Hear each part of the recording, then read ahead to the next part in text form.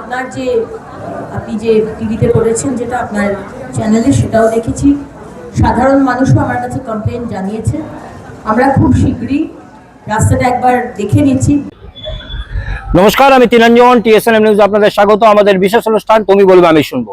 এতে আমরা কিছু বলি না, এতে বলে জনগণ, জনপ্রতিনিধি, প্রশাসন আমাদের মাধ্যমে বার্তা পৌঁছায়। দেখুন, বার্তা ঠিক জায়গায় পৌঁছেছিল। কেন বলছি?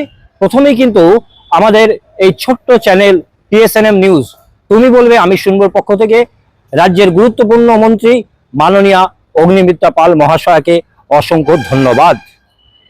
তিনি আমাদের এই ছোট্ট চ্যানেল ফলো করেন এবং তা দেখেন, মানুষের সুবিধার্থে, মানুষের সুরক্ষার জন্য তিনি তার ব্যবস্থাও নেন। আজকের খবরে এমনই একটা ঘটনা ঘটলো। প্রথম একটু ছবি দেখুন, তারপর আসছি।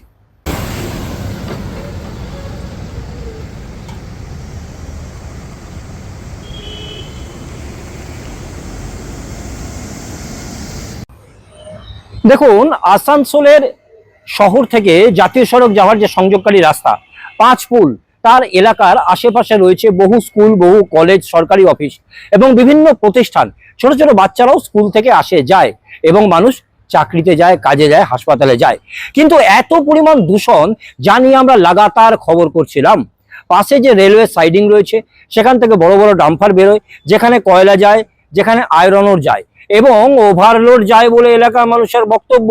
সেই ওভারলোডের যে গুঁড়োগুলো সেগুলো মাটিতে পড়ে, তারপর যখন গাড়িগুলো যায় ব্যাপক দূষণ। এর সঙ্গে যে ডাম্পারগুলো যায় সেগুলোর যদি সাইলেন্সারে ধুলো দেখেন তাহলে অবাক হতে হয়। এবং দিনের বেলা একেবারে অন্ধকার হয়ে যায়, মানুষ দেখতে পায় না, চোখে কম দেখে, চশমা পরে থাকলে আরো অসুবিধে, যে কোনো মুহূর্তে দুর্ঘটনা হতে পারে, এমনটাই তারা বলছেন। এবং এই খবর আমরা লাগাতার দেখাচ্ছিলাম। আমরা বলছিলাম যে এর একটা বিহিত যতক্ষণ না হবে আমাদের খবর চলবে, আমরা দেখাবো। এবং আজ অর্থাৎ রবিবার রাজ্যের গুরুত্বপূর্ণ মন্ত্রী অগ্নিমিত্রা পাল তিনি সরাসরি বলেন, আমাদের চ্যানেলের খবর তিনি দেখেছেন এবং মানুষও তাকে কমপ্লেন করেছেন, ইমিডিয়েট ব্যবস্থা নেওয়া হবে যাতে গাছের ক্ষতি না হয়, মানুষের ক্ষতি না হয়, লাং ক্যান্সার না হয়, সিলিকোসিস রোগে আক্রান্ত না হয় এবং আরো বিভিন্ন রোগে আক্রান্ত না হয়। মানুষের জন্য কিন্তু সরকার। শুনুন তিনি কি বলছেন সম্পূর্ণটা। সরকার সবুজায়নের কথা বলছে, দূষণ রোধের কথা বলছে। যে রাস্তা দিয়ে আপনিও যান, সাধারণ মানুষ যায়, আসানসোলের পাঁচপুল, সেখানে ডাম্পার চলা ওভারলোডের জন্য ব্যাপক দূষণ, সিলিকোসিস এবং লাং ক্যান্সারের অবস্থা দাঁড়িয়েছে। সেদিন আপনিও যাচ্ছিলেন। এই বিষয়টা কি দেখবেন? মানুষ বলছে বলে বলে ঠকে গেছে।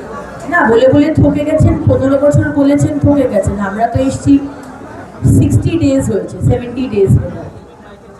আমরা বিষয়টা দেখে নিচ্ছি। আমি আপনার যে আপনি যে টিভিতে করেছেন যেটা আপনার চ্যানেলে সেটাও দেখেছি।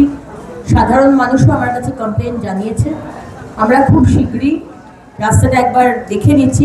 রেলের সাইডিং থেকে কয়লার গুঁড়ো, আয়রন ওর এই যে বেরোয় প্রতিদিন, এত ওভারলোড বেরোয় রাস্তায় পড়ে, আর সেই দূষণটাতে মানুষ। আমি এখানকার যে ওই এরিয়ার যে বিধায়ক, আমি তাকে বলে দিচ্ছি, আমার এরিয়া থেকেও যদি কেউ যায় ওই রাস্তা দিয়ে, এটা নিয়মই আছে, আমি আরেকবার পুলিশের সাথে চেক করে নিচ্ছি, কোনো গাড়ি যেখানে বালি বা কয়লা বা এই ধরনের জিনিস আছে আপনি কাভার করে আপনাকে নিয়ে যেতে হবে, আপনি ওপেন নিয়ে যেতে পারেন না। তো সেটা আমি এনশিওর করে নিচ্ছি পুলিশের সাথে কথা বলে, কেন কাভার ছাড়া কোনো গাড়ি যাতে না যায়। ওভারলোডিং যাওয়ার তো কোনো প্রশ্নই নেই।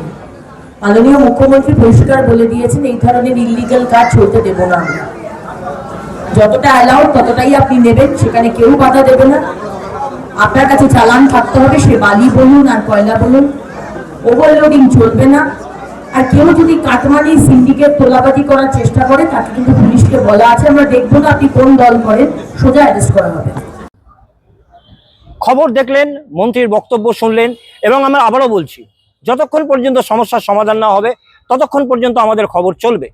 তবে অগ্নিমিত্রা পাল আসানসোলের দিদিভাই, রাজ্যের গুরুত্বপূর্ণ মন্ত্রী, তিনি যা বলেন তা করেন, এমনটা বলছে আসানসোলবাসী। অর্থাৎ এক্ষেত্রেও হয়তো কোনো না কোনো ব্যবস্থা নেওয়া হবে। সঙ্গে রয়েছেন অবশ্যই আসানসোল উত্তরের বিধায়ক কৃষ্ণেন্দু মুখোপাধ্যায়, তিনিও কিন্তু মানুষের জন্যেই এবং মানুষের সঙ্গে মিশে থাকেন। অগ্নিমিত্রা পাল কথাও জানিয়েছেন যে তিনি বিধায়ককে জানাবেন, তিনি জেলা শাসককে জানাবেন, তিনি পুলিশ কমিশনারকে জানাবেন এবং কোনো মতেই ওভারলোড চলবে না এবং গাড়ি তিরপল ঢেকে নিয়ে যেতে হবে। ওভারলোডের কোনো প্রশ্নই নেই, একেবারে ব্যবস্থা নেওয়া হবে।